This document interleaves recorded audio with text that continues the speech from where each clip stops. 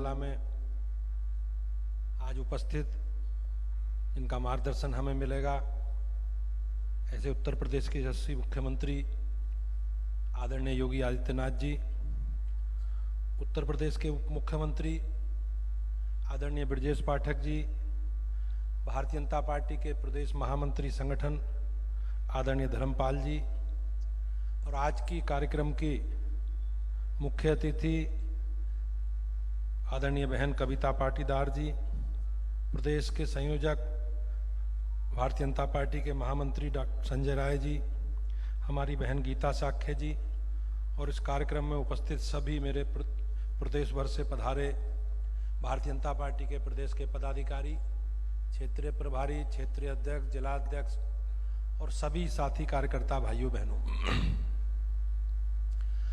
हम सब लोग जानते हैं कि आज की कार्यशाला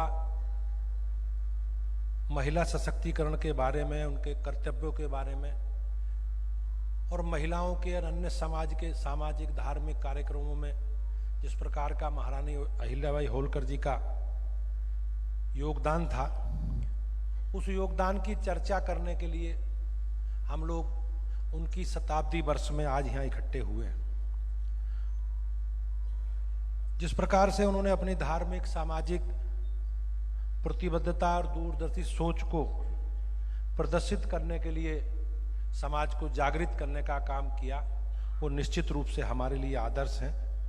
और जिस प्रकार की परिस्थितियां उनके शासन के समय रहीं, तत्कालीन परिस्थितियों में एक महिला के होने के नाते जिस प्रकार से समाज में अनुकूल वातावरण नहीं था, लेकिन महारानी अहिल्याबाई जी ने बहुत संघर्ष करना पड़ा।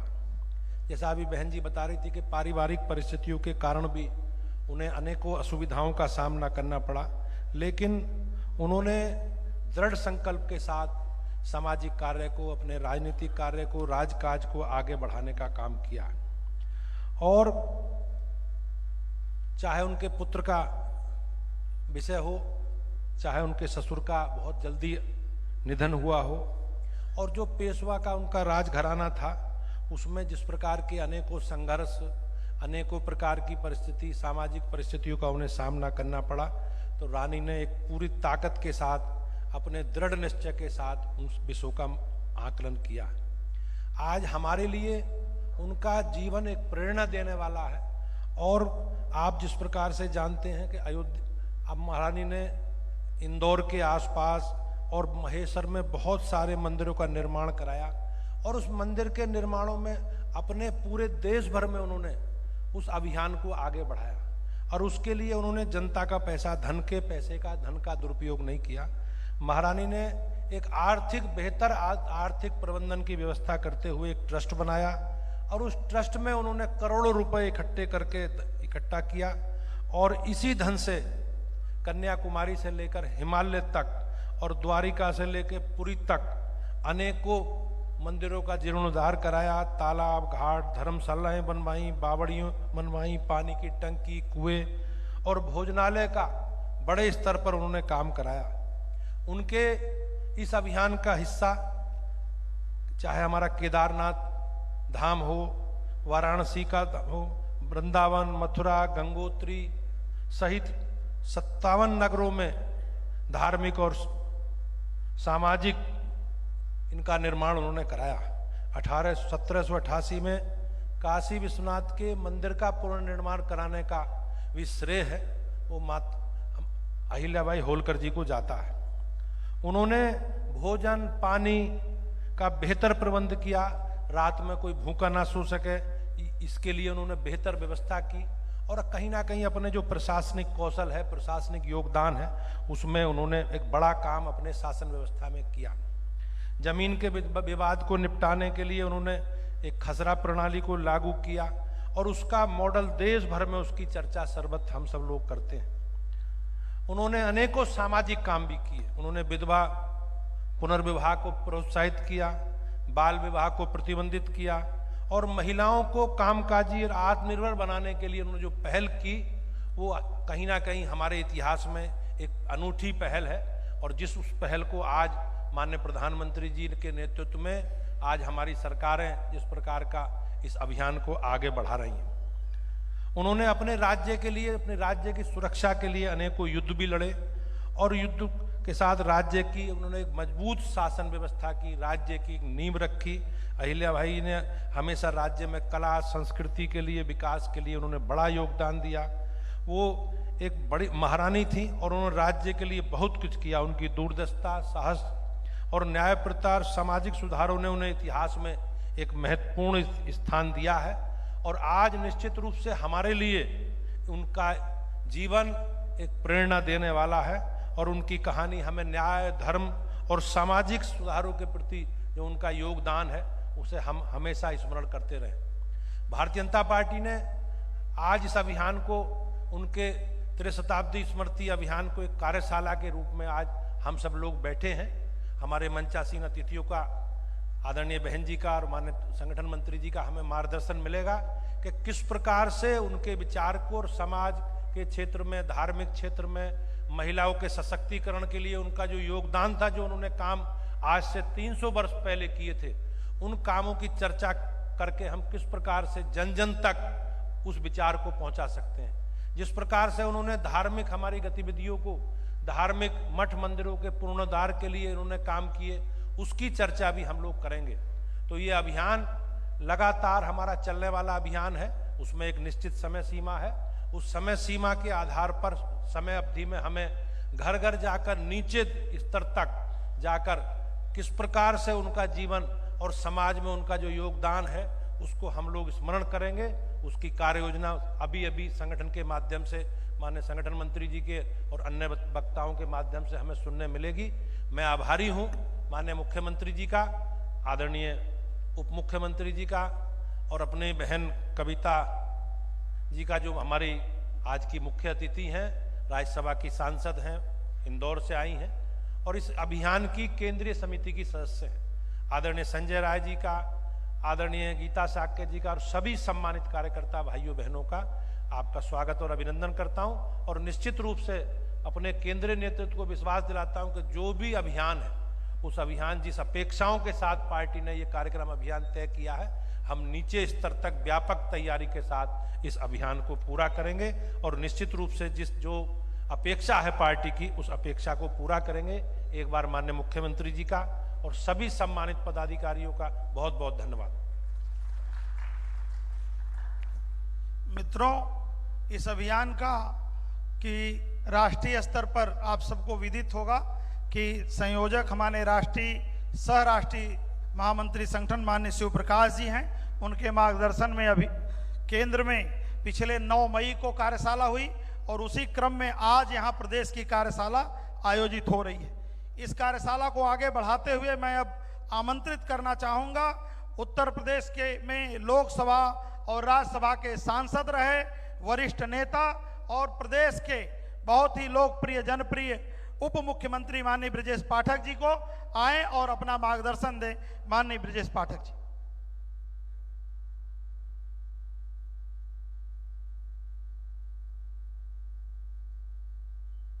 भारत माता के, भारत माता के, भारत माता के। रानी अहिल्याबाई होलकर की 300वीं स्मृति अभियान के अंतर्गत भारतीय जनता पार्टी की प्रदेश कार्यशाला में मुख्य अतिथि के रूप में उपस्थित उत्तर प्रदेश के बहुत ही लोकप्रिय मुख्यमंत्री आदरणीय योगी आदित्यनाथ जी, भारतीय जनता पार्टी के यशस्वी प्रदेश के अध्यक्ष आदरणीय भूपेंद्र सिंह चौधरी जी, प्रदेश महामंत्री संगठन आदरणीय धर्मपाल जी, राज्यसभा की सांसद तथा इस कार्यशाला में अपना आशीर्वचन देने के लिए पधारी हम सबकी नेता आदरणीय बहन कविता पाटीदार जी, प्रदेश महामंत्री भाजपा इस अभियान के संयोजक आदरणीय संजय राय जी, प्रदेश की सह संयोजक महिला मोर्चे की अध्यक्ष राज्यसभा की सांसद हमारी बहन गीता साक्य जी, उपस्थित हमारे सभी माननीय सांसदगण, माननीय विधायकगण, प्रदेश के सभी पदाधिकारीगण, क्षेत्र के पदाधिकारीगण, जिले के पदाधिकारीगण, पत्रकार मित्रों, भाइयों तथा बहनों, आज हम सब बहुत ही महत्वपूर्ण विषय पर एकत्र हुए हैं कार्यशाला के माध्यम से। रानी अहिल्याबाई होलकर के बारे में हम लोगों ने अच्छे से पढ़ा है और सुना भी। गीता जी ने बताया, प्रदेश अध्यक्ष जी ने बताया, उनका पूरा जीवन संघर्षपूर्ण रहा। बालिका के रूप में जब विवाह के उपरांत वो अपने ससुराल पहुंची तो उनके ऊपर घर की जिम्मेदारी के साथ साथ प्रशासनिक कार्यों का भी दायित्व उनके कंधों पर आया। और समय इतिहास लिखता है, बेटी होने के बावजूद उन्होंने अपने घर को बेहतर ढंग से संभाला, अपने सास ससुर की सेवा की, पतिदेव की सेवा की, पुत्र को जन्म दिया। लेकिन काल के क्रूर हाथों ने बेटी को कितना प्रताड़ित किया। अंत में उनके पतिदेव की मृत्यु हुई, पुत्र की मृत्यु हुई और काल के क्रूर हाथों ने पिता जैसे ससुर को भी छीन लिया। राजपाट उनके कंधों पर आने वाला था। षड्यंत्रकारी षड्यंत्र रच रहे थे। उनके ही राजपाट चलाने वाले लोग, एक चंद्रचूड़ साहब थे, उन्होंने चिट्ठी लिख करके पड़ोसी राजा को संदेश दे दिया कि आ जाओ, हमला करो, मालवा की राजधानी खाली है। लेकिन पुण्य श्लोक अहिल्याबाई होलकर जी ने राजसत्ता के वो सारे हथकंडे सीखे थे, राजसत्ता को चलाना भी, युद्ध कौशल भी और कूटनीति भी। उन्होंने तुरंत सत्ता संभाली और कहा कि हमको शासन चलाना है, जिसको भी युद्ध करना हो करे। और उन्हें पत्र लेकर के पड़ोसी राजा को सूचित किया, आओ युद्ध करने के लिए। लेकिन हम कह सकते हैं, आप सोच रहे हो कि अचानक ही 300 वर्ष के बाद भारतीय जनता पार्टी क्यों इस दिशा में आगे बढ़ी कि रानी अहिल्याबाई होलकर को जन जन तक पहुंचाने का काम कर रहा है। माननीय प्रधानमंत्री नरेंद्र मोदी जी की सोच, उनकी विचारधारा कि पूरे भारत की आधी आबादी को जिस ढंग से पूर्व की सरकारों ने या राजनीतिक दलों ने हाशिए पर रखा था, सत्ता में भागीदारी देना तो दूर रहा, केवल उनको सजावट की वस्तु बना करके रख दिया था। मैं आभार प्रकट करना चाहूंगा अपने केंद्रीय नेतृत्व का, भारतीय जनता पार्टी का, माननीय प्रधानमंत्री नरेंद्र मोदी जी का। संसद में उनको आरक्षण कानून बना करके, आरक्षण पास करा करके 33% दे करके पूरे देश के पैमाने पर हमारी बहनों को, बेटियों को, माताओं को ऐसा संदेश देने का काम भारतीय जनता पार्टी ने किया है जो आज तक कोई पार्टी नहीं कर पाई। आज हम कह सकते हैं गर्व के साथ, हमारे उत्तर प्रदेश की जो बहन बेटियां हैं, जो माताएं बहनें हैं, रानी अहिल्याबाई होलकर के जीवन को पढ़ करके, संदेश लेकर के घर घर जाएंगी। और उस कार्यशाला के माध्यम से हम कार्यकर्ता बूथ स्तर से लेकर प्रदेश तक के कार्यकर्ता जुटेंगे, अपनी बहनों को संदेश देने का काम करेंगे कि रानी अहिल्याबाई होलकर के जीवन से हमें प्रेरणा लेनी है। और सत्ता में भागीदारी देने के लिए भारतीय जनता पार्टी ने एक मंच अपनी बहनों को देने का काम किया है माननीय मोदी जी की अगुवाई में, कि हर बहन रानी अहिल्याबाई होलकर के रूप में आगे बढ़ करके देश की सत्ता को चलाने का काम करेंगे। यह माननीय मोदी जी के नेतृत्व में संभव होने जा रहा है। आज हम कह सकते हैं, आप सोचिए, घर में 3-3 अचानक मौतें हो, राजपाट का भार हो और देश की सत्ता की चाबी आपके हाथ में हो। उन्होंने केवल मालवा अंचल तक अपने आप को सीमित नहीं रखा था। हमारी बहन इंदौर से आई, महेश्वर इनके पास में है। इंदौर हम कह सकते हैं एक जमाने में सांस्कृतिक राजधानी थी। रानी अहिल्याबाई होलकर ने जब वहां की सत्ता संभाली तो केवल मालवा अंचल के, इंदौर के आसपास के मंदिरों की चिंता नहीं की, उन्होंने काशी की चिंता की, बाबा विश्वनाथ की चिंता की। उन्होंने अयोध्या धाम, जहां प्रभु राम हमारे जन्म लेते हैं, दुनिया में सनातन संस्कृति प्रभु राम के नाम से चलती है, अयोध्या धाम को भी बेहतर बनाने का काम किया था, मथुरा को भी बेहतर बनाने का काम किया था। पूरे देश के पैमाने पर कश्मीर से कन्याकुमारी तक मंदिरों का जीर्णोद्धार कराया, पौसाले बनवाए, बावली बनवाई, कुएं खुदवाए, सड़कें बनवाई, सड़क के दोनों तरफ छायादार वृक्ष लगाए, आवागमन के साधन बेहतर किए, विधवाओं को गोद लेने, बच्चा गोद लेने का अधिकार प्रदान किया, बेटियों को शिक्षा के माध्यम से आगे बढ़ाने का काम किया और सब कुछ शंकर भगवान को समर्पित। कोई राजा ऐसा सोच सकता है? जब उन्होंने राजसत्ता संभाली तो बेल पत्र पर लिख दिया और शंकर भगवान को पूरा राजपाट समर्पित कर दिया। और अपने हस्ताक्षर में कभी उन्होंने अपना नाम रानी अहिल्याबाई होलकर नहीं लिखा, वो दस्तखत करती श्री शंकर के नाम से करती थी, राजपाट चलाने का काम करती थी। ऐसी बेटी को हम सब याद करते हैं और हम आह्वान करते हैं उत्तर प्रदेश की अपनी बहन बेटियों को, माताओं, कि कि माननीय मोदी जी की अगुवाई में हम सब अपने घरों से निकल करके एक एक बेटी को तैयार करेंगे। आप देखते हैं पड़ोसी देश पाकिस्तान ने जिस ढंग से तांडव करके आतंकवादियों को ट्रेंड करके भारत की भूमि पर नंगा नाच करने के लिए भेजते थे, माननीय मोदी जी की अगुवाई में भारतीय सेना ने जिस ढंग से शौर्य का प्रदर्शन किया है, चाहे सर्जिकल स्ट्राइक हो चाहे एयर स्ट्राइक हो, ऑपरेशन सिंदूर के माध्यम से पाकिस्तान को त्राहिमाम त्राहिमाम त्राहिमाम करते हुए पूरी दुनिया ने देखा। आज हम सीना खोल करके कह सकते हैं भारतीय सेना का गौर शौर्य प्रदर्शन पूरी दुनिया में आकाश की बुलंदियों को और भारत माता का तिरंगा लहराने का काम कर रहा है। माननीय प्रधानमंत्री जी ने कल अद्भुत काम किया। जिस ढंग से दुश्मन देश आरोप लगा रहे थे हमने उनके एयरबेस को डिस्टर्ब किया है, उसी एयरबेस पर जाकर प्रधानमंत्री जी ने जहाज लैंड किया और अपने वीर सैनिकों के साथ उनका सम्मान करते हुए दुनिया को संदेश देने का काम किया है कि भारत माता अक्षुण्ण है, भारत माता को तिनका भी टच नहीं कर पाएगा। भारत के जवानों का शौर्य दुनिया ने देखा है। हमने दुश्मन देश को धूल चटा करके उनको मिट्टी में मिलाने का काम किया है। अरबी में एक कहावत है, मर गया मरदूद फातिया न दुरूद। जैसे हमारे यहाँ तेरहवीं होती है तो जो लोग मर गए हैं उनको भी देख रहे सम्मान देने का काम किस कुटिलता के साथ पाकिस्तान कर रहा है। आने वाले दिनों में मुझे पूरा भरोसा है अपने नेता पर, माननीय प्रधानमंत्री जी पर, अपनी सेना पर। ये पाकिस्तान जिस ढंग से आतंकवाद प्रायोजित करके भारत माता को डिस्टर्ब करने का सफल प्रयास करता है, पाकिस्तान एक दिन अपने वजूद की भीख मांगने का काम करेगा।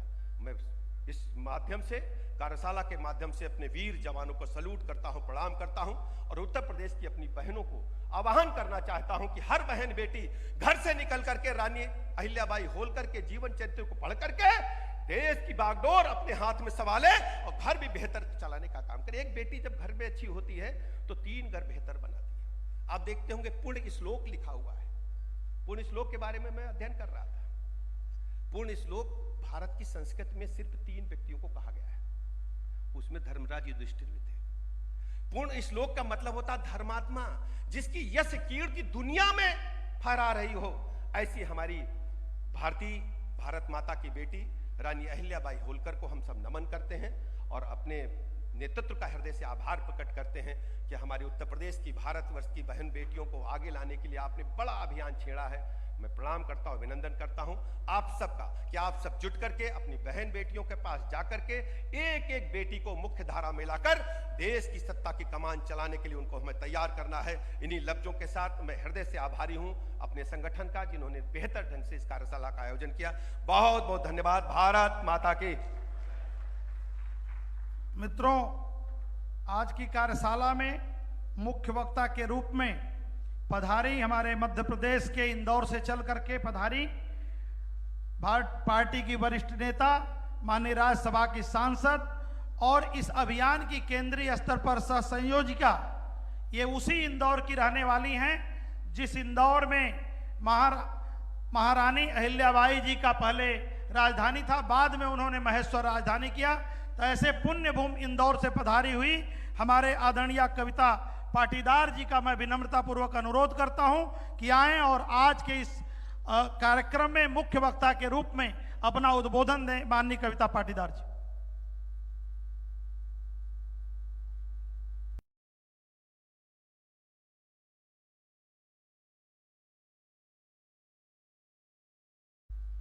बहुत बहुत धन्यवाद संजय जी। बोलिए भारत माता की। जो भरा नहीं है भावों से बहती, जिसमें रसधार नहीं, वो हृदय नहीं है पत्थर है, जिसमें स्वदेश का प्यार नहीं। ऑपरेशन सिंदूर के बाद उसकी सफलता की ताकत आप लोगों की आवाज में होनी चाहिए। बोलिए भारत माता की। आज के इस महत्वपूर्ण कार्यक्रम पुण्य श्लोक मां अहिल्याबाई होलकर की 300वीं जयंती के इस प्रदेश कार्यशाला में मेरा ये सौभाग्य है कि जिनके साथ मैं मंच साझा कर रही हूँ, और जैसा कि मां अहिल्या ने अपने जीवन में धर्म और संस्कृति की रक्षा की, न्याय स्थापित किया, शासक के रूप में एक कठोरतम रूप से न्याय को स्थापित करने का काम किया। मुझे लगता है कि आप सभी उत्तर प्रदेश के निवासी बहुत सौभाग्यशाली है कि उनकी इस सीख को माननीय मुख्यमंत्री आदरणीय योगी जी ने अक्षरशः धरातल पर चरितार्थ करने का काम किया है। वही न्याय, वही आपको कठोरतापूर्वक न्याय के रूप में खड़े हैं, धर्म और संस्कृति के रक्षक के रूप में खड़े हैं, जिनको माँ सरस्वती का पूरा आशीर्वाद है, जिनके शब्द और वाणी को सुनने के लिए सब ललायित रहते हैं। मैं भी प्रतीक्षारत हूँ। ऐसे हमारे सभी के आदर्श उत्तर प्रदेश के मुख्यमंत्री आदरणीय योगी जी को मैं प्रणाम करती हूँ। मंच पर उपस्थित उप मुख्यमंत्री जी के रूप में ब्रजेश पाठक जी, जिनका सानिध्य मुझे हमारे प्रदेश में विधानसभा चुनाव में भी मुझे मिला है, ऐसे आदरणीय ब्रजेश पाठक जी। मंच पर उपस्थित हमारे संगठन के मुखिया, प्रदेश के हमारे अध्यक्ष आदरणीय भूपेंद्र सिंह चौधरी जी, मंच पर उपस्थित संगठन के महामंत्री आदरणीय धर्मपाल जी, मंच पर उपस्थित इस कार्यक्रम के प्रदेश के संयोजक आदरणीय संजय जी, मंच पर उपस्थित महिला मोर्चा की प्रदेश अध्यक्ष, राज्यसभा में मेरी साथी सांसद आदरणीय गीता जी, और इस सभा स्थल पर उपस्थित सभी हमारे प्रदेश के पदाधिकारी, हमारे जिले के संयोजक की टीम, प्रदेश की टोली और सभी अपेक्षित कार्यकर्ता को मैं प्रणाम करती हूँ।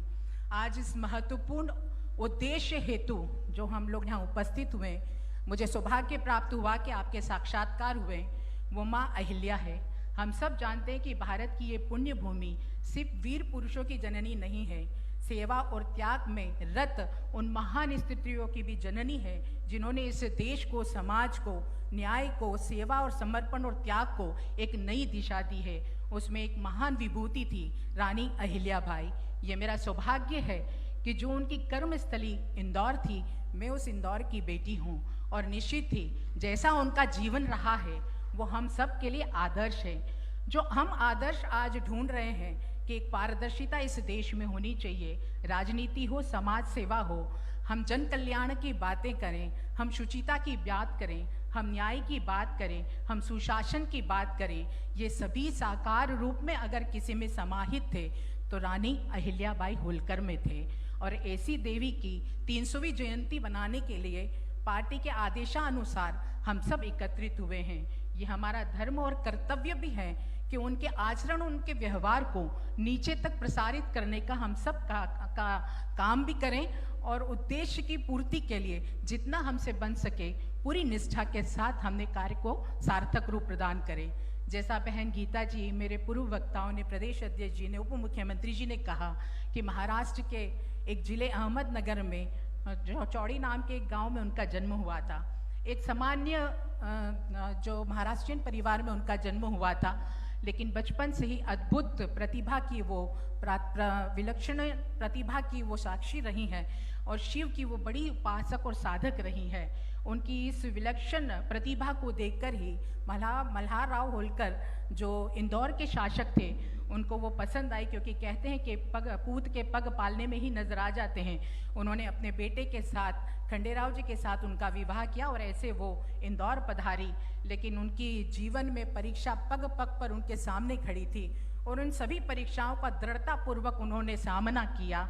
उनके पति की एक युद्ध में मृत्यु हो गई, और सती की प्रथा उस वक्त चली थी, लेकिन उनके ससुर जी मल्हार राव ने उनसे निवेदन किया और उनको सती होने से मना किया।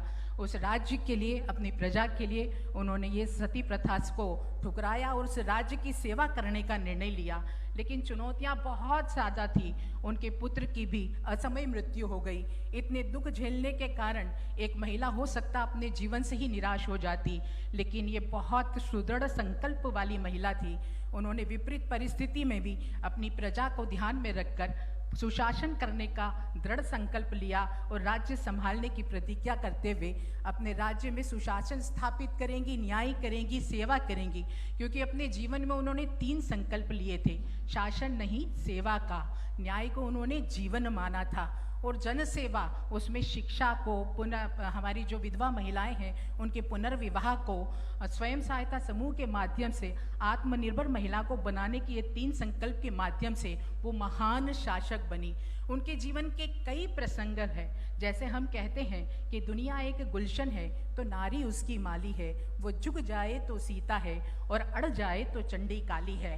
तो सीता और चंडी का रूप अगर कहीं देखना है तो उनके जीवन का एक प्रसंग है। ऐसे तो बहुत सारे प्रसंग हैं, लेकिन जो हमें आंखों में अश्रु ला दे वो प्रसंग इस प्रकार का था कि उनके जो बेटे थे मालेराव एक बार रथ से वो कहीं जा रहे थे और उनके रथ में आकर गाय का बछड़ा मृत्यु को प्राप्त हो गया था, लेकिन उसके पास वो रुके नहीं और वो आगे बढ़ गए। उसी राह पर जब रानी अहिल्याबाई निकली और जब उन्हें सच्चाई पता लगी, जब गाय को उसके मृत बछड़े के पास करुणामयी स्थिति में उन्होंने देखा तो उन्हें बहुत गुस्सा आया। उन्होंने तुरंत राज दरबार लगाया और अपनी बहू रानी को बुलाकर उसी से पूछा कि एक माँ के सामने अगर उसकी पुत्र की हत्या हो जाए तो हमें क्या करना चाहिए। उनकी बहू रानी ने आदेश कहा कि उसे मृत्यु दंड दिया जाना चाहिए। बिना किसी संकोच से अपने पुत्र को उसी रथ से कुचलकर मृत्यु दंड का आदेश महारानी अहिल्याबाई ने दिया। लेकिन ये ऐसी परिस्थिति थी कि कोई भी रथ चलाने के लिए तैयार नहीं हुआ। तो महारानी जो अहिल्याबाई है उन्होंने स्वयं रथ की जो कलाम है उसको थामा और उस अपने पुत्र को कुचलने के लिए लगी। लेकिन देखिए, न्याय के रथ के आगे करुणामयी माँ आ गई। वही गाय जिसके बछड़े को रथ से कुचल कर जिसकी मृत्यु हो गई थी, वो गाय उस रथ के सामने आ गई और उस रथ को आगे बढ़ने नहीं दिया। इस प्रकार उस न्याय की जीत हुई। आज भी इंदौर में आड़ा बाजार के रूप में वो स्थान आज भी विद्यमान है। ऐसे कई प्रसंग हैं, जैसे युद्ध में जीता हुआ राजकोष जब वो अपने कक्ष में देखती थी, जब उसके पति जिंदा थे, तब वो उसका भी विरोध करती थी कि ये प्रजा का हक है, ये प्रजा के हक में ही जाना चाहिए, और उसे राजकोष में शामिल कर देती थी। ऐसे कई प्रसंग उनके जीवन के आज हमें शुचिता के राह पर चलना सिखाते हैं। हमें ये सिखाते हैं कि जीवन में अवसर सबको मिलते हैं, लेकिन कैसे सेवा का राह हमें चुनना है, कैसे प्रजा का ध्यान में रखना है। वो परिस्थितियां थी जब महिलाओं के लिए काम करना बहुत मुश्किल था। महिलाओं को तो ठीक से शिक्षा भी नहीं मिलती थी। ऐसी विपरीत परिस्थिति में शासक बनके न्याय की स्थापना करना, समाज सेवा को बड़ा माध्यम बनाना, महिलाओं को आत्मनिर्भर बनाना, क्योंकि महेश्वर में जो साड़ी उद्योग है आप सब परिचित है। देश नहीं विदेश में महेश्वर की साड़ी आज प्रचलित है। ये स्वयं सहायता समूह के द्वारा बहनों को आत्मनिर्भर बनाने का काम अगर किसी ने किया है तो अहिल्याबाई होलकर जी ने किया है। वो आज भी चरितार्थ है, आज भी हम सबके सामने उदाहरण के रूप में प्रस्तुत है। हम हमेशा कहते हैं कि जब तू जग में आया था, जग हंसा तू रोया था। जब बच्चे का जन्म होता है तो आपने देखा होगा परिवार वाले बड़े खुश होते हैं कि हमारे परिवार में एक नन्हा मुन्ने बच्चे का आगमन हुआ है। लेकिन बच्चा रोता है, नहीं रोता है तो डॉक्टर उसको मार कर रुलाते हैं। तो जब तू जग में आया था, जग हंसा तू रोया था। जीवन ऐसे जी के जा कि जब तू जाए जग रोए तू हंसता जाए। यानी हमें जीवन ऐसा ही जीना चाहिए। ये माँ अहिल्याबाई ने हम सबको प्रेरणा दी है कि हमें जीवन में ऐसे जन कल्याणकारी कार्य करना चाहिए कि जब हम नहीं रहें तो हमारी याद में दुनिया आंसू बहाए, लेकिन उन कार्यों को आगे बढ़ाने का काम करे। और वही काम भारतीय जनता पार्टी ने आप सबके कंधों पर डाला है। ये निर्णय किया है कि मालवा की उस रानी के शौर्य को, उनके न्याय को, उनकी सेवा को, उनके त्याग को, समर्पण को भारत के एक एक गांव, एक एक गली, एक एक मोहल्ले, एक एक व्यक्ति के मस्तिष्क में हमें डालना है, ताकि आप सब और आने वाली पीढ़ी उससे उदाहरण देकर अपने जीवन को सेवा के सही रास्ते पर लाकर खड़ा कर सके। नहीं तो क्या होता है कि यूं तो हजारों हजार फूल है इस दुनिया में, कोई चढ़ा भगवान के श्री चरणों में तो कोई सजा अर्थी पर। इस 5 पंखुड़ी के फूल का क्या अस्तित्व, क्या मान है? फूल तो वो महान है जो झरा पड़ा हो धरा पर और महक आसमान में। माँ अहिल्या के कर्मों की महक सिर्फ मालवा प्रांत में नहीं, भारत के प्रत्येक कोनों में महके, उसका भार आप सबके कंधों पर है। और मुझे पूर्ण विश्वास है कि ऐसी महारानी जिन्होंने त्याग, समर्पण, सेवा, न्याय की स्थापना की, उनके इन गुणों को हम सब नीचे तक प्रभावित करेंगे। जैसी ये प्रदेश कार्यशाला हुई है, ऐसे ही जिलों में भी हमारी बैठकें होगी। 21 और 31 तारीख के बीच में कई कार्यक्रमों के माध्यम से, उनमें संगोष्ठी भी है, उनमें नृत्य नाटिकाएं भी हैं, उसमें दौड़ भी है, मैराथन भी है। ऐसे कई कार्यक्रमों के माध्यम से, प्रतियोगिता के माध्यम से हमें इन जीवन दर्शन को, क्योंकि हमें सिर्फ महारानी लक्ष्मी अहिल्याबाई होलकर के जीवन को नीचे तक नहीं करना है, जो चेतना उन्होंने जगाई थी उसे पुनर्जीवित करना है, ताकि आने वाली पीढ़ी और हम सब उससे प्रेरणा लेकर आगे कार्य को आगे बढ़ा सकें। जैसे हमारे देश के यशस्वी प्रधानमंत्री आदरणीय मोदी जी ने महिला सशक्तिकरण के कार्य किए हैं, नारी शक्ति वंदन अधिनियम देकर महिलाओं को सम्मान देने का काम किया है। मुझे लगता है कि आदरणीय मोदी जी ने महारानी अहिल्याबाई के उन सभी शब्दों को सार्थक रूप से साकार करने का हम सबको उपहार दिया है। हमें उन्हीं कार्यों को नीचे तक लेके जाना है और मुझे पूर्ण विश्वास है कि ये जो टोली यहाँ पर बैठी है वो इस महान कार्य को करने में अपना पूर्ण सहयोग प्रदान करेगी और जिस उद्देश्य के साथ भारतीय जनता पार्टी ने इस कार्यक्रम को आयोजित किया है उस उद्देश्य की पूर्ति सार्थकता और ईमानदारी के साथ नीचे तक करेंगी, ताकि हम अपनी देश की उन वीरांगनाओं के जीवन गाथा को, उनके शौर्य को, उनसे मिली सीख को नीचे तक प्रभावित कर सके। आपके और माननीय मुख्यमंत्री जी के बीच में मैं ज़्यादा समय नहीं लेना चाहती हूँ। इतना ही कहते हुए मैं अपनी वाणी को विराम देती हूँ और आप सभी को बस इतना कहते हुए कि जब तक ध्येय न पूरा होगा तब तक पग की गति न रुकेगी। आज कहे चाहे कुछ दुनिया, कल को भी ना झुके न रहेगी। बहुत बहुत धन्यवाद। जय हिंद, जय भारत। मित्रों, बहुत ही सौभाग्य का विषय है कि आज की इस कार्यशाला में मुख्य अतिथि के रूप में उत्तर प्रदेश के बहुत ही यशस्वी जनप्रिय माननीय मुख्यमंत्री आदरणीय योगी आदित्यनाथ जी ने अपना बहुमूल्य समय प्रदान करते हुए इस कार्यक्रम में पधारे हैं। मित्रों, जिन्होंने उत्तर प्रदेश में कानून का शासन, सुशासन की स्थापना किया, ऐसे उत्तर प्रदेश के माननीय मुख्यमंत्री जो गरीबों के मसीहा हैं, ऐसे माननीय मुख्यमंत्री योगी आदित्यनाथ जी से मैं विनम्रता पूर्वक अनुरोध करता हूं कि आज के इस कार्यक्रम में पूरे प्रदेश से आए हुए हम सभी कार्यकर्ताओं का मार्गदर्शन करने की महती कृपा करें। माननीय मुख्यमंत्री योगी आदित्यनाथ जी। आज की इस कार्यशाला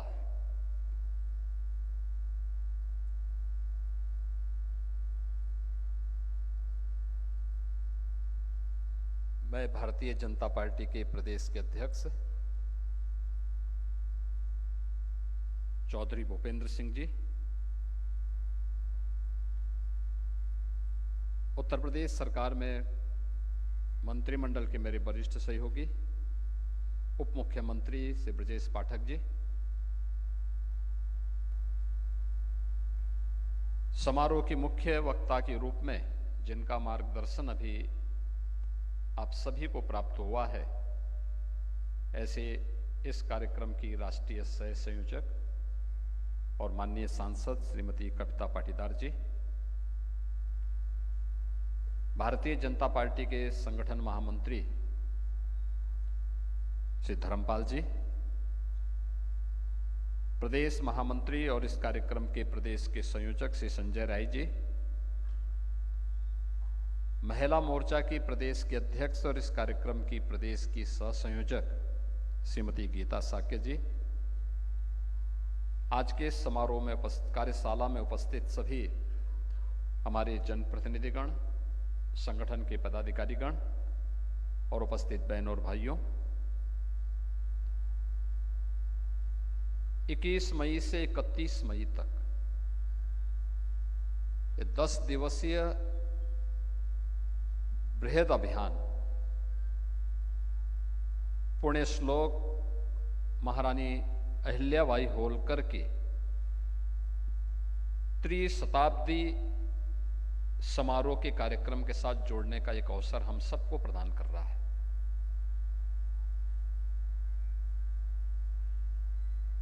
पूर्व वक्ताओं ने आपको पहले इसके बारे में विस्तार से बताया है कि महारानी अहिल्याबाई होलकर का योगदान भारत और भारतीयता के प्रति, सनातन धर्म, महिला स्वावलंबन के लिए किस रूप में था, यह आपके सामने उसकी एक झलक हमारे पूर्व वक्ताओं के उद्बोधन में प्राप्त हुई है। याद करना किसी व्यक्ति के बारे में या किसी महापुरुष के व्यक्तित्व की तुलना तो नहीं हो सकती, लेकिन अगर उनके कार्यों के बारे में जानना हो, उसका मूल्यांकन करना हो, तो वह बहुत आसान होता है कि उनकी शुरुआत कैसे थी। महारानी अहिल्याबाई होलकर ने सत्ता संभालने के बाद बहुत स्पष्टता के साथ उद्घोषणा की थी कि मेरा पथ धर्म का पथ है, धर्म का पथ ही न्याय का पथ है और न्याय का पथ ही हमें सर्वशक्तिमान और समर्थ बनाने में सहायक हो सकता है। और उसी भाव के साथ उन्होंने उस कालखंड में मालवा के माध्यम से सनातन धर्म की पुनर्स्थापना में अपना योगदान किया, जिनके उस विशाल और विराट व्यक्तित्व के प्रति कृतज्ञता ज्ञापित करते हुए भारत की सनातन धर्म की पवित्र परंपरा ने उन्हें पूर्ण श्लोक के रूप में सादर नमन करते हुए उनके प्रति कृतज्ञता ज्ञापित की है। याद करिए, भारत के वैदिक उद्घोष ही रहा है, धर्मो रक्षति रक्षिता, यानी अगर आप धर्म की रक्षा करेंगे तो धर्म आपकी रक्षा करेगा। और इसके साक्षात प्रतिमूर्ति कोई बनी तो महारानी अहिल्याबाई होलकर बनी। महारानी अहिल्याबाई होलकर ने इसकी शुरुआत की उस कालखंड में जब देश विदेशी आक्रांताओं के आक्रमणों से आक्रांत था, सनातन धर्म छत विछत हो चुका था या होए जा रहा था। उन स्थितियों में अपनी राजनीतिक सीमाओं का अतिक्रमण करते हुए उत्तर से दक्षिण तक, पूरब से पश्चिम तक भारत की सनातन धर्म की पहचान, भारत के हमारे पूज्य धर्मस्थलों को पुनर्स्थापना के उस महत्वपूर्ण कार्यक्रम को उन्होंने अपने हाथों में लिया। आप याद करिए, काशी विश्वनाथ मंदिर की पुनर्स्थापना का कार्य इतना कठिन रहा होगा। औरंगजेब की सत्ता और उसके तत्काल बाद कि किस प्रकार की परिस्थितियां रही होंगी। मुगल सत्ता देश के अंदर थी, उनका वर्चस्व था, लेकिन उस सब के बावजूद काशी विश्वनाथ मंदिर की पुनर्स्थापना का काम होना है और उन्होंने बेधड़क इस कार्य को वहां पर करके दिखाया। जो बाबा काशी विश्वनाथ मंदिर आज हम सबको दिखाई देता है, ये वही मंदिर है जो पुण्य श्लोका महारानी अहिल्याबाई होलकर ने 1777 से 1780 के बीच में स्थापित किया था। केदारनाथ धाम का मंदिर आपने देखा होगा। केदारनाथ धाम में अनेक प्राकृतिक आपदाएं आई, 2012-13 में भी आई थी, लेकिन मंदिर अजेय बना रहा। आप याद करिए, आज भी वहां का रास्ता, वहां का मार्ग अत्यंत दुर्गम है, लेकिन उस कालखंड में उस मंदिर को बनाना, उसको एक भव्य रूप देना। सोमनाथ का मंदिर याद करिए, सोमनाथ के मंदिर में सबसे पहला आक्रमण भारत के अंदर किसी एक मंदिर पे हुआ था और गजनी से आया हुआ लुटेरा मोहम्मद गजनवी ने जिस मंदिर को छत विछत किया था वो सोमनाथ का मंदिर था। 1000 वर्ष पहले उस मंदिर को क्षतिग्रस्त करने के बाद वहां पर फिर से भगवान सोमनाथ की मंदिर की पुनर्स्थापना हो, यह संकल्प उस कालखंड में किसी ने लिया था तो मालवा की महारानी अहिल्याबाई होलकर ने लिया था। याद करिए, आप सुदूर रामेश्वरम में जाएंगे, वहां पर भी आपको वह दृश्य देखने को मिलेगा। यानी अनेक ऐसे स्थलों का पुनरुद्धार करने का कार्य, उन्हें नया जीवन देने का कार्य, जो सनातन धर्म की पहचान थी, उस सनातन धर्म को पहचान दिलाने का काम एक और उन्होंने बिना किसी भय के, बिना किसी परवाह के मालवा राज्य की सीमा का अतिक्रमण करते हुए देश के अंदर सनातन धर्म की पुनर्स्थापना के लिए बृहत्तर भारत में उस कार्य को उन्होंने बिना किसी परवाह के करने का कार्य उस कालखंड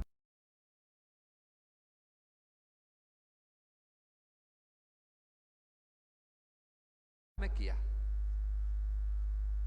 और दूसरा कार्य महिला स्वावलंबन के लिए किया जाने वाला कार्य, महिला स्वावलंबन का जो कार्य है, जिसके बारे में अभी यहां पर आज की मुख्य वक्ता के रूप में श्रीमती कविता पाटीदार जी अपनी बात को कह रही थी, माहिस्मती की साड़ियां ये उसी प्रकार से विख्यात हैं जैसे काशी की साड़ियां हैं।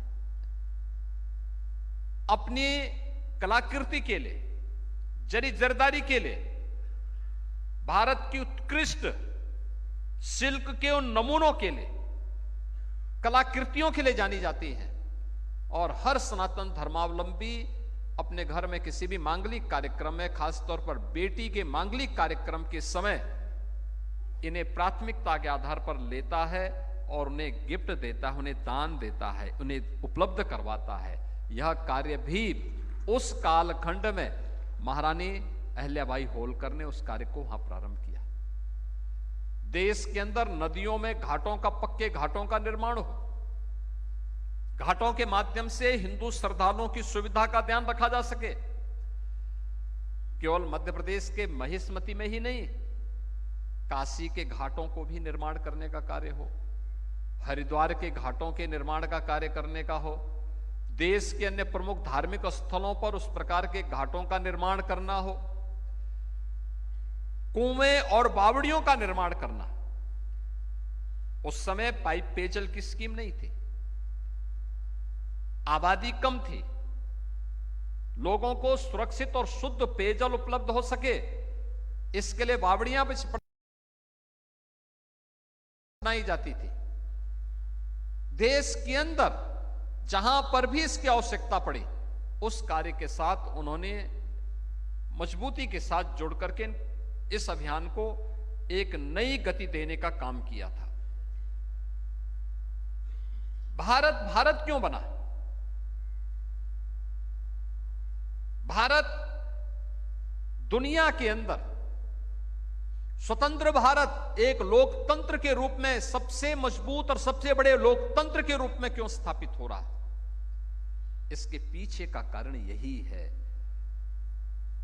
जो हम लोगों ने उस विराट व्यक्तित्व के अंदर देखा था, जो महारानी अहिल्याबाई होलकर के समय में हम सबको देखने को मिलता है, या जो हमें 1500 वर्ष पहले आदि शंकर के द्वारा स्थापित 4 पीठों के माध्यम से देखने को मिलता है। आदि शंकर का जन्म केरल में होता है। केरल में जन्म लेने वाला एक सन्यासी मात्र 32 वर्ष की आयु जीता है, लेकिन भारत की सांस्कृतिक एकता के लिए देश के अंदर 4 कोनों में 4 पीठों की स्थापना कर देता है। कोई भी राजनीतिक ताकत उन्हें वहां पर इन धार्मिक स्थलों को रोकने से वंचित नहीं करता, रोकता नहीं, कोई बाधा नहीं खड़ी करता, बल्कि नेतृत्व उन्होंने दिया। उस समय की राजनीतिक ताकतें, राजे रजवाड़े उनके साथ जुड़ करके उसे भव्य स्वरूप देने में अपना योगदान दिए। महारानी अहिल्याबाई होलकर ने अपने स्वयं के द्वारा संचित धनराशि से इन मंदिरों का पुनरुद्धार किया था, जो गुलामी के उस कालखंड के दौरान विदेशी आक्रांताओं की क्रूरता और विभत्स और बर्बर कार्रवाई का शिकार हुए थे।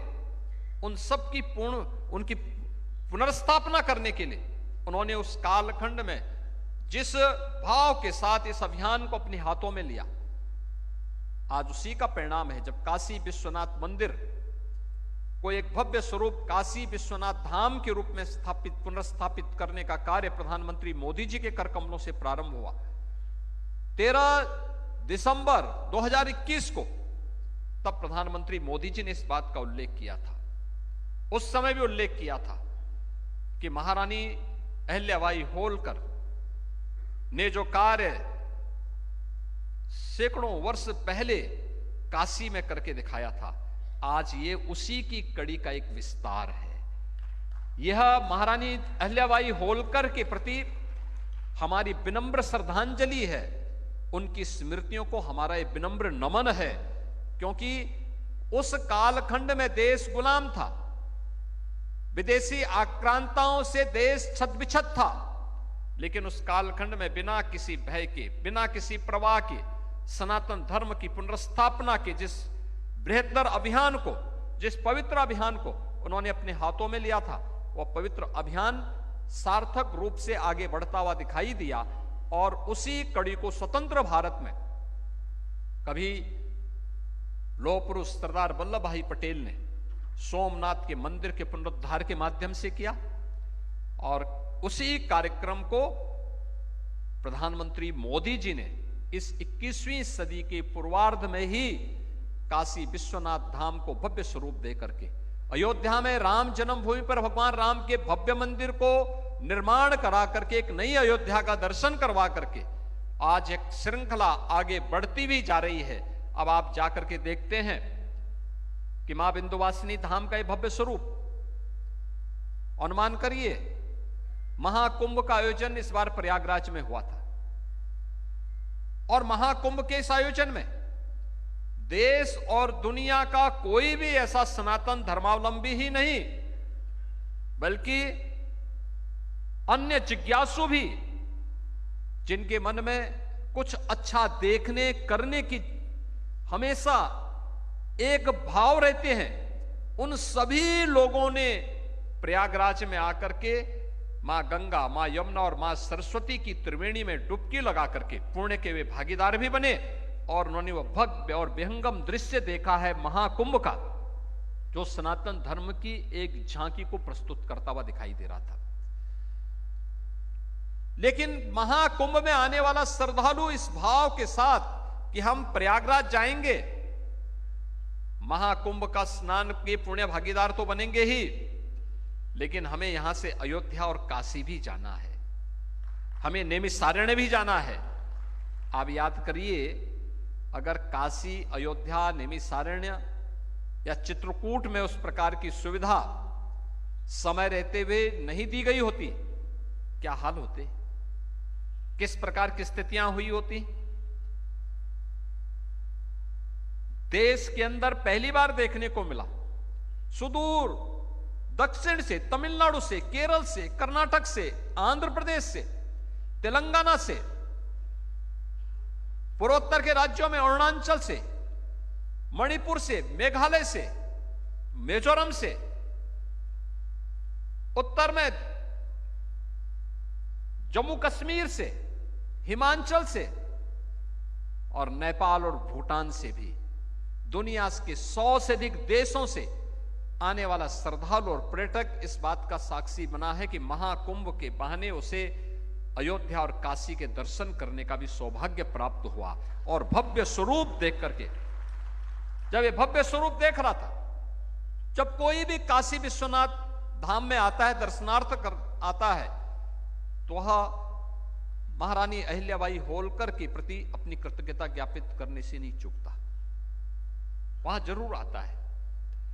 आज जब हम महिला सशक्तिकरण की बात करते हैं और प्रधानमंत्री मोदी जी के द्वारा महिला सशक्तिकरण के लिए किए जाने वाले कार्यक्रमों की श्रृंखला को आगे बढ़ाने की बात आती है, तो नारी शक्ति वंदन अधिनियम के साथ साथ लखपति दीदी का अभियान भी उसी कड़ी का एक हिस्सा है, जो महिला स्वावलंबन का एक नया उदाहरण है। महिला स्वयंसेवी समूह के माध्यम से 1 करोड़ महिलाएं आज प्रदेश भर में सशक्तिकरण की एक नई गाथा को आगे बढ़ाने का काम कर रही है। मुख्यमंत्री कन्या सुमंगला योजना के माध्यम से बेटी के जन्म लेने से लेकर के स्नातक तक की पढ़ाई, और मुख्यमंत्री सामूहिक विवाह योजना के माध्यम से बेटी की शादी दहेज मुक्त शादी हो, और सामूहिक रूप से इस कार्यक्रम में पूरा गांव और पूरा समाज उस कार्यक्रम का हिस्सा बने, एक गरीब की बेटी के हाथ भी पीले हो सके, इस दृष्टि से सरकार स्वयं कन्यादान करने के लिए उन कार्यक्रमों का हिस्सा बनती है। ये नारी सशक्तिकरण और स्वावलंबन के कुछ उदाहरण हैं। बेटी बचाओ बेटी पढ़ाओ से लेकर के खेलो इंडिया खेलों का कार्यक्रम हो, फिट इंडिया मूवमेंट का कार्यक्रम हो, या फिर नारी शक्ति वंदन अधिनियम, ये सभी कार्यक्रम जहां महारानी अहिल्याबाई होलकर की उस श्रृंखला को आगे बढ़ाने का एक क्रम है जो एक आत्मनिर्भर और विकसित भारत की आधारशिला बनेंगे, वहीं सरकार ने यह भी तय किया है त्रिशताब्दी वर्ष के अवसर पर हम अन सभी प्रमुख स्थलों पर, गौतम बुद्ध नगर हो, गाजियाबाद हो, कानपुर हो, आगरा हो, लखनऊ हो, वाराणसी हो, गोरखपुर हो या फिर अन्य महत्वपूर्ण स्थलों पर कामकाजी महिलाओं के लिए वर्किंग हॉस्टल का निर्माण। आप देखते होंगे अब महिलाएं हर एक क्षेत्र में आगे बढ़ चुकी हैं, हर एक क्षेत्र में उन्होंने अपनी उपस्थिति दर्ज की है। उत्तर प्रदेश पुलिस में आप याद करिए, जब 2017 में हम लोग आए थे, उत्तर प्रदेश पुलिस बल में महिलाओं की उपस्थिति केवल 10,000 थी, और आज मुझे बताते हुए प्रसन्नता है कि मात्र 8 वर्ष में ये डबल इंजन की सरकार उत्तर प्रदेश में महिलाओं की, यानी महिलाओं की उपस्थिति, आज वहां पे लगभग 40,000 महिलाएं कार्य कर रही हैं, यानी पुलिस बल का हिस्सा बनी है, जिसमें एक सामान्य कांस्टेबल से लेकर के और एडिशनल डीजी स्तर तक की अधिकारी महिलाएं आज कार्य कर रही हैं, अलग अलग पदों पर कार्य कर रही हैं। ये सभी चीजें बताती हैं कि जब प्रयास किया गया, उस प्रयास के सार्थक परिणाम भी सामने आए हैं। उत्तर प्रदेश में पहले जो 15% महिलाएं कामकाजी व्यवस्था के साथ जुड़ पाई थी, आज उनकी संख्या बढ़ करके अब 35% से ऊपर हो चुकी है। इन 8 वर्षों में लगातार इसे बढ़ाने का प्रयास किया जा रहा है, और हम लोगों ने तो कह रखा है कि पुलिस बल में भर्ती होगी तो उसमें कम से कम 20% बेटियों के लिए आरक्षित होना ही चाहिए, उनकी उपस्थिति वहां होनी ही चाहिए, और आज उसका परिणाम हमारे सामने दिखाई दे रहा है। मिशन शक्ति का अभियान भी उसी श्रृंखला का एक हिस्सा है। धर्म पर आधारित कोई भी व्यवस्था न्याय का कारण भी बनेगा और आत्मनिर्भरता और सशक्तिकरण का भी माध्यम बनेगा। देवी अहिल्याबाई होलकर के द्वारा जो एक भाव अपनी शासन व्यवस्था को चलाते समय रखा गया था, वह आज डबल इंजन की इन सरकारों के कार्य पद्धति से देखा जा सकता है, समझा जा सकता है। कार्यशाला का उद्देश्य भी इसी भाव के साथ आगे बढ़ाने का है। एक व्यापक जनसंपर्क का कार्यक्रम, हर एक जगह हम जाएं, छोटी छोटी गोष्ठियां करें। महापुरुष की स्मृति दिवस, ये 300वां उनका जन्म शताब्दी वर्ष है। 31 मई 2025 महारानी अहिल्याबाई होलकर का 300वीं जन्म जयंती का कार्यक्रम होगा। 21 से लेकर के 31 तक उनका पुण्य स्मरण हमें विभिन्न कार्यक्रमों और जन संवाद कार्यक्रम के माध्यम से करना है। इन कार्यक्रमों के बहाने केंद्र और राज्य सरकार की महिला सशक्तिकरण और महिला स्वावलंबन के लिए किए गए कार्यक्रमों को अलग अलग प्रकार से रेखांकित करने के लिए, क्या जो शौचालय बने, 12 करोड़ शौचालय देश के अंदर बने, क्या ये महिला सशक्तिकरण का आधार नहीं था? 80 करोड़ लोगों को फ्री में राशन की सुविधा का लाभ देने की व्यवस्था हुई, क्या यह महिला सशक्तिकरण का आधार नहीं? क्योंकि गृहस्थी का संचालन तो एक नारी करती है, उसको पता है कैसे घर चलाना है। आयुष्मान भारत के माध्यम से जिन 50 करोड़ लोगों को देश के अंदर स्वास्थ्य की सुविधा का लाभ प्राप्त हो रहा है, यह महिला सशक्तिकरण का उदाहरण है। 12 करोड़ परिवारों को उज्ज्वला योजना के अंतर्गत जो रसोई गैस के सिलेंडर प्राप्त हुए, तो फेफड़े भी खराब होने से बचे, आंखें भी खराब होने से बची। यह भी महिला सशक्तिकरण का एक उदाहरण है। और यही नहीं, यानी यह श्रृंखला केवल यहीं पे थमती नहीं है। ये भारतीय जनता पार्टी की डबल इंजन सरकार ने नारी बंधन अधिनियम के माध्यम से जिस कार्यक्रम को प्रधानमंत्री मोदी जी ने पंचायत से लेकर के संसद तक अब उनकी 33% उपस्थिति अनिवार्य हो, इसको एक गारंटी के रूप में दे दिया है। ये गारंटी उसी श्रृंखला का हिस्सा है कि आधी आबादी आज जीवन के प्रत्येक क्षेत्र में, वह ग्राम प्रधान हो या देश की संसद में, वह फाइटर विमान की चालक हो या पुलिस बल या अर्धसेना बल के अधिकारी के रूप में या जवान के रूप में कार्य करती हुई, एक प्रशासनिक व्यवस्था के साथ जुड़ी हुई हो या सार्वजनिक जीवन में कार्य करने वाली, एक किसी स्वयंसेवी समूह के माध्यम से अपनी सेवाएं समाज को प्रदान करने वाली एक सामान्य नारी के रूप में अपना जीवन यापन करने वाली, इन सभी का अपना अपना योगदान है समाज के निर्माण में। हम उनके सामने जाकर के डबल इंजन सरकार के द्वारा जो कुछ भी किया गया है उसके प्रति कृतज्ञता ज्ञापित करते हुए अगर हम उनको बताएंगे कि ये चीजें हुई हैं और आने वाले समय में ये कार्यक्रम सरकार के द्वारा आयोजित होने वाले हैं, तो मुझे लगता है कि यह देवी अहिल्याबाई होलकर के प्रति हमारी विनम्र श्रद्धांजलि होगी, हमारी ओर से कृतज्ञता होगी। और यह भारतीय जनता पार्टी इस अभियान को पूरे देश के अंदर ली है। 300वीं जन्म जयंती का कार्यक्रम, त्रिशताब्दी समारोह का यह कार्यक्रम भारतीय जनता पार्टी जिस बृहद स्तर पर ली है, इसको सफलता की नई ऊंचाई तक पहुंचाने के लिए छोटी छोटी गोष्ठियों के माध्यम से, छोटे छोटे कार्यक्रमों के माध्यम से, संवाद के माध्यम से, जनसंपर्क के माध्यम से अगर हम आगे बढ़ा पाएंगे तो इस कार्यक्रम की सार्थकता भी होगी और इसका लाभ आने वाली पीढ़ी को एक नई प्रेरणा के रूप में मिलेगी।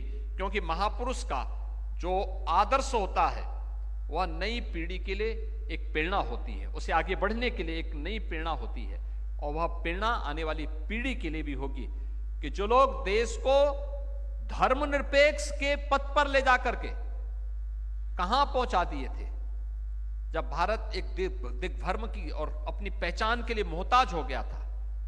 आज भारत अपनी पहचान के लिए मोहताज नहीं है, एक नया भारत है। नया भारत वही जैसे अपने सम्मान की भी और अपने स्वाभिमान की भी रक्षा करना आता है। और अभी ऑपरेशन सिंदूर के माध्यम से भारत ने दुश्मन को जिस प्रकार से जवाब दिया है, दुनिया ने भारत की इस ताकत का लोहा माना है।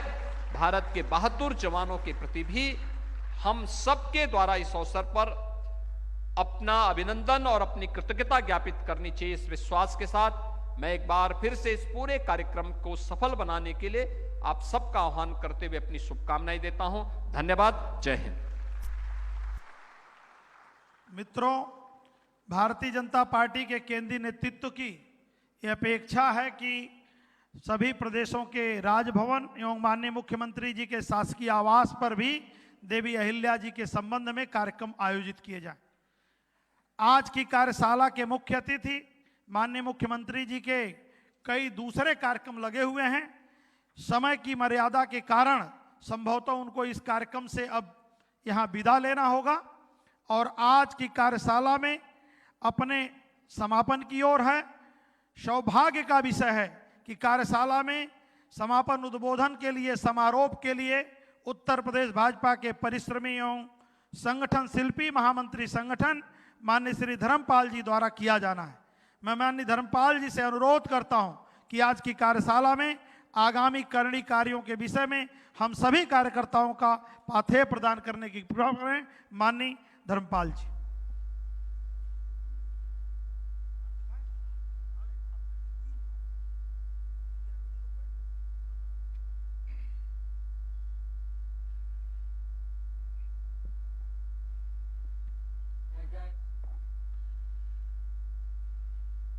पुण्य श्लोक अहिल्याबाई चल रहा है ना। पुण्य श्लोक अहिल्याबाई होलकर त्रिशताब्दी स्मृति अभियान के निमित्त आयोजित प्रदेश स्तरीय कार्यशाला में मंच पर हमारे प्रदेश के लोकप्रिय मुख्यमंत्री आदरणीय श्री योगी आदित्यनाथ जी, हमारे प्रदेश के सम्मानित प्रदेश अध्यक्ष आदरणीय श्री भूपेंद्र चौधरी जी, हमारी सरकार में उप मुख्यमंत्री आदरणीय श्री ब्रजेश पाठक जी, इस कार्यक्रम में विशेष रूप से हम सबको मार्गदर्शन करने के लिए आई श्रीमती कविता पाटीदार जी, हमारी महिला मोर्चा की प्रदेश अध्यक्ष श्रीमती गीता शाक्य जी, संजय राय जी, और इस कार्यशाला में सहभागी हमारे सभी प्रदेश के पदाधिकारीगण, हमारे जिला अध्यक्ष, जिला प्रभारी, और इस अभियान के निमित्त बनी हमारी क्षेत्र की और जिले की अभियान की टीम के कार्यकर्ता भाइयों और बहनों, हम सब इस समय कई अभियानों के निमित्त आयोजित कार्यक्रमों को करने में लगे हैं। 2 अभियान हमारे अभी चल रहे हैं, वन नेशन वन इलेक्शन, इसके कुछ कार्यक्रम हम लोगों ने किए हैं और कुछ और भी कार्यक्रम अभी पहले से तय है।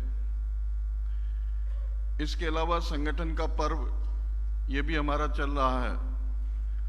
हमारी जिला अध्यक्षों की नियुक्ति हुई है, मंडल अध्यक्षों की नियुक्ति हुई है और मंडल कार्य समिति का गठन का काम चल रहा है। आज से हमारे 2 अभियान और प्रारंभ हो रहे हैं। स्वाभाविक है कि हमारे पास कामों का बोझ है, कई कार्यक्रम हमें एक साथ करने होंगे, लेकिन हम सब जानते हैं कि जहां पर हम ठीक प्रकार से प्लानिंग करते हैं वहां पर हमारे कार्यक्रम प्रभावी भी होते हैं और जिस प्रकार की हम अपेक्षा करते हैं वैसे भी होते हैं। इसलिए सभी कार्यक्रमों के लिए अलग अलग प्रकार के कार्यकर्ता, हर कार्यक्रम के लिए हम पूरी प्लानिंग पहले से ही करेंगे तो हमारे ये सभी अभियान और संगठन पर्व के जो शेष काम है ये हमारे चलते रहेंगे। आज हमारी इस वर्कशॉप के बाद अहिल्याबाई होलकर त्रिशताब्दी अभियान प्रारंभ हो रहा है। आज वर्कशॉप में भी हमारे वक्ताओं के द्वारा रानी अहिल्याबाई होलकर जी के जीवन से जुड़े कुछ प्रसंग, कुछ संस्मरण और उनके जीवन के विषय में हम सबको सुनने को मिला है। हमें जो किट मिली है इसमें भी एक पुस्तिका उनके जीवन से संबंधित हम सबको दी गई है। इसके अलावा भी कुछ पत्रक और पुस्तिका, छोटी पुस्तिका आप सबको भेजने का प्रयास करेंगे। लेकिन मेरा आप सबसे फिर सदैव एक ही आग्रह है कि हम इसको पढ़ जरूर लें, हम इसको ठीक प्रकार से एक बार इसका अध्ययन कर लें। हम में से सभी लोगों को कुछ किसी न किसी स्थान पर ये विषय रखने का अवसर मिलेगा। संगठन की ओर से हम सबकी योजना भी बनी है, इसलिए हम क्या विषय रखना चाहते हैं, उनके जीवन से संबंधित क्या दिशा हम देना चाहते हैं, ये ठीक प्रकार से हम तैयारी करेंगे तो अच्छा रहेगा। और आज की वर्कशॉप के पीछे भी हम लोगों का उद्देश्य यही है कि हम रानी अहिल्याबाई होलकर के जीवन से लिटरेट हो, उनको ठीक से परिचित हो। अभी इसके बाद हमारे 3-4 प्रकार के कार्यक्रम हैं जो इस अभियान के निमित्त हमें करने हैं और उसमें आज जैसे प्रदेश स्तर की ये वर्कशॉप हुई है तो जिला स्तर पर वर्कशॉप नहीं करनी है, लेकिन जिले के स्तर पर हमें बड़ी बैठक करनी है और उस बैठक में ये विषय भी एक प्रकार से आए और कार्यक्रम की पूरी प्लानिंग जो हमारा अभियान ये चलने वाला है इसकी पूरी 31 मई तक की हमारी ठीक से प्लानिंग हो जाए। हर कार्यक्रम के लिए हमारा संयोजक बन जाए। बैठक में हमारे जिला प्रभारी लेंगे जरूर, लेकिन बैठक में उतना काम निपटेगा नहीं। बैठक से पहले हम अपने जिले में कौन सी तिथि को जिले में टाउन हॉल सभागार बैठक करना चाहते हैं, किस तिथि को हम नगर निकाय, नगर पालिका, नगर पंचायत, नगर निगम जो भी हमारे जिले में है उस पर कार्यक्रम करना चाहते हैं, उस प्रकार की एनजीओ के माध्यम से हम कोई कार्यक्रम करना चाहते हैं, अलग अलग प्रकार के महिला संगठन हैं उनके माध्यम से कोई कार्यक्रम करना चाहते हैं। तो ये हमारे इसमें सब इसकी तैयारी ठीक से हो, इसके हम लोगों को प्रयास करना है। उस बैठक में हमारी ठीक से प्लानिंग हो जाए। जिलों में प्रदर्शनी भी लगानी है, डॉक्यूमेंट्री भी यहाँ उपलब्ध आप लोगों को सुबह प्रारंभ में दिखाई गई होगी। डॉक्यूमेंट्री और प्रदर्शनी ये दोनों हमारे सभी जिलों में हो इसका आयोजन। तो इसलिए प्रदर्शनी जहाँ पर कोई कठिनाई है बनाने की तो संजय जी से आप लोग संपर्क करेंगे तो प्रदर्शनी यहाँ से बनाकर भेजी जाएगी। इस अभियान के लिए 3 स्तर पर हमें संगठन की स्ट्रक्चर बनानी थी। मुझे लगता है कि बनी होगी, क्षेत्र पर और प्रदेश, जिला, ये तीनों प्रकार की जो हमारी स्ट्रक्चर थी, जिले की टीम थी, इस अभियान की टीम थी, ये पूरी हुई होगी। 17 और 18 मई को जिले पर हमें बैठक करनी है। यहां से जाने से पहले अच्छा होगा कि सभी जिलाध्यक्ष अपनी बैठक का स्थान, तिथि ये तय करके जाएंगे तो बता देंगे तो अच्छा रहेगा। उस बैठक में जो हमारी अभी नई कार्य समिति गठित नहीं हुई है, लेकिन पुरानी जो जिले की कार्य समिति है उसके जिला पदाधिकारी और अभियानों के हमारे जिले की टीम, महिला मोर्चा की जिलाध्यक्ष और महिला मोर्चा की महामंत्री जिले की, मंडल अध्यक्ष और मंडल के महामंत्री, ये उस बैठक में अपेक्षित रहेंगे।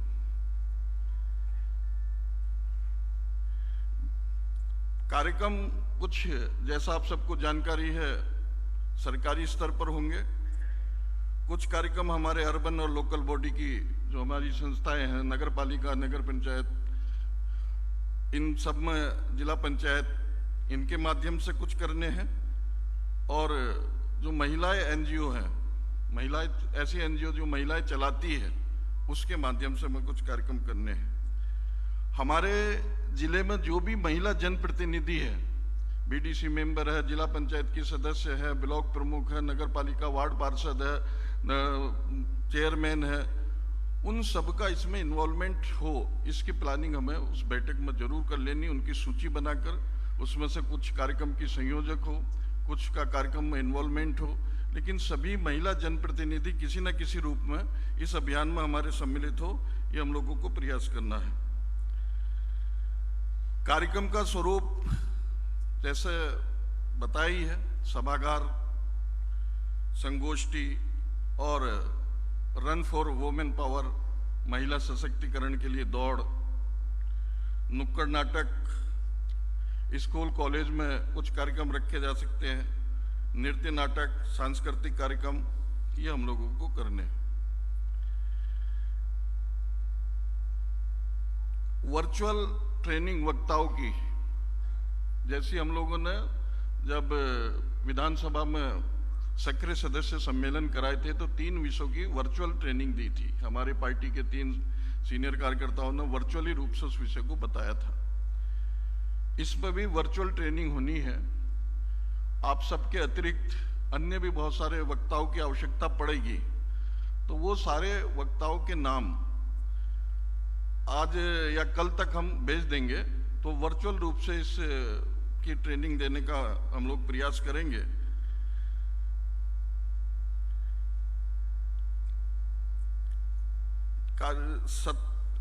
तो इस प्रकार ये जो हमारे कार्यक्रम है, जैसा मैंने बताया कि कार्यक्रम की प्लानिंग 31 मई तक की हम ये जिला बैठक में तय करके तुरंत भेज दें, और इससे संबंधित जो भी लिटरेचर आप अपने स्तर पर भी बनवाना चाहे वो भी प्रदेश की ओर से आप लोगों को उपलब्ध कराने का प्रयास करेंगे। इसमें ये ध्यान जरूर रखना कि जिला स्तर पर हम लोगों ने समिति बनाई होगी, महिलाओं का प्रतिनिधित्व इसमें जरूर रहे, और स्थानीय आधार पर भी अगर हमें कार्यक्रम करना है तो कार्यक्रम का संयोजक महिला रहे तो अच्छा रहेगा।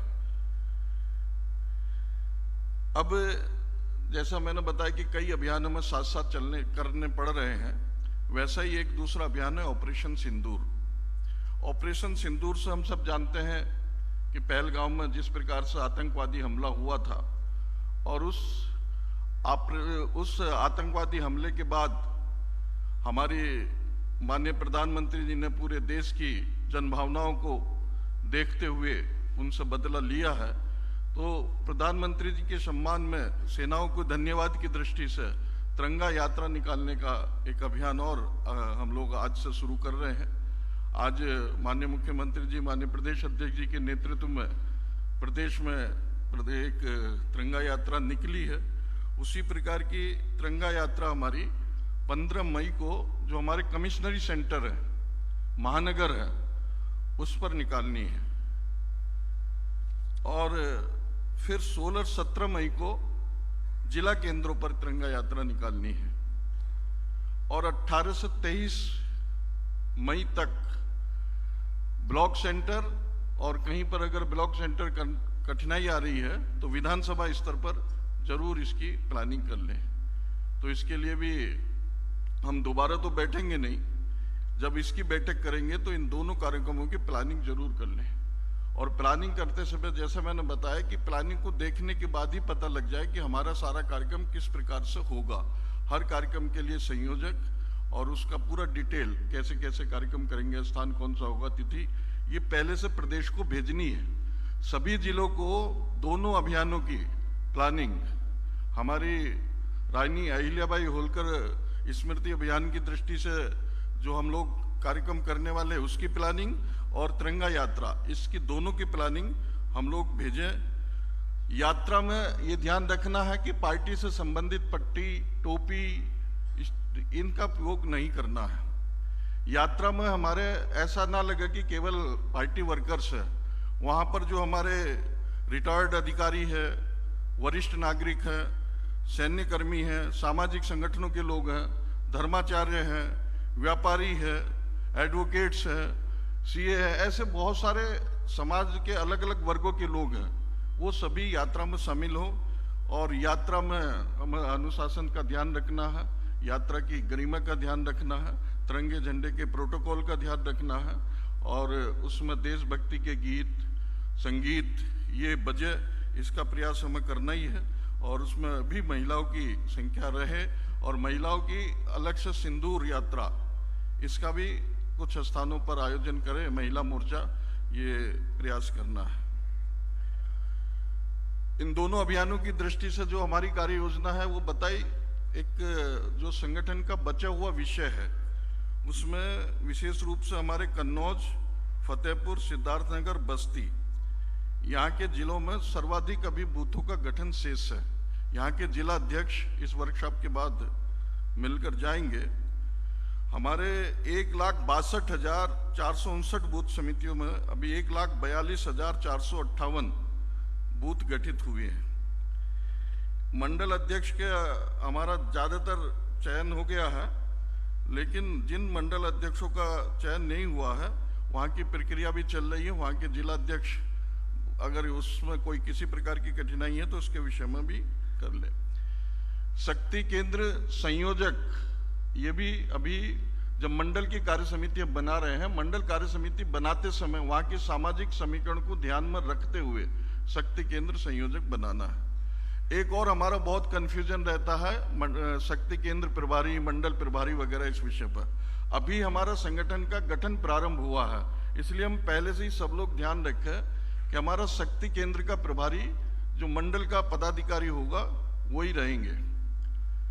अगर शक्ति केंद्र अधिक है और मंडल के पदाधिकारी हमारी मंडल कार्य समिति में कम है, उदाहरण के लिए मान लीजिए किसी में 20, 21, 22 शक्ति केंद्र है, सेक्टर है, तो वहां पर जो सीनियर हम मंडल कार्य समिति में सदस्य बनाएंगे उन सदस्यों में से मंडल का प्रभारी बनाएंगे, शक्ति केंद्र का प्रभारी बनाएंगे। उसी तरीके से जब जिला कार्य समिति हमारी गठित हो जाएगी तो हर मंडल का पदाधिकारी जिले का जो प्रभारी रहेगा हमारा, वो प्रदेश का पदाधिकारी रहेगा और मंडल का प्रभारी हमारा जिले का पदाधिकारी रहेगा।